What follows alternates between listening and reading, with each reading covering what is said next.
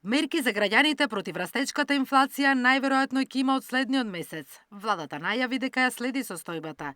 И бидејќи најголем скок на цените, статистиката регистрира кај транспортот и алкохолните пијалоци и цигарите. Премиерот вели можно намалување на даноците кај горивата, но зголемување кај тутунот и алкохолот. Тука јас наистина не би сакал мерки да применувам. Напротив, може би уште поригорозни мерки треба.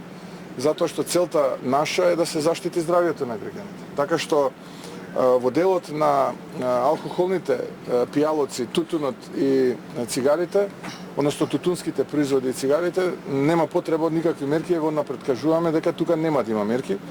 А во делот на транспортот разговараме со транспортерите. Тука може да интервенираме повторно во делот на даноците, но да видиме што ќе се случи овој месец, потоа ќе носиме мерки и таму. Вчера статистиката измери инфлација од 4,8% во мај. За една година, покрај превозот и пијалоците, скок на цените има и кај храната. Месото се продава за 9% поскапо, мастите и маслата 7, 6% и млекото и млечните производи. Но во споредба со претходниот месец, според Државниот пазарен инспекторат, зголемувањето на цените кај дел од храната е за околу 1%.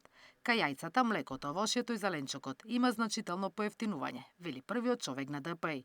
Инспекторите се на терен и кон крајот на јуни врз основа на проверките на десетина големи дистрибутери и уште 10 ланци на маркети ќе го комплетираат и достават извештајот, врз кој се носат или не мерки за помош на граѓаните. Наташа Мерсовска, Сител телевизија.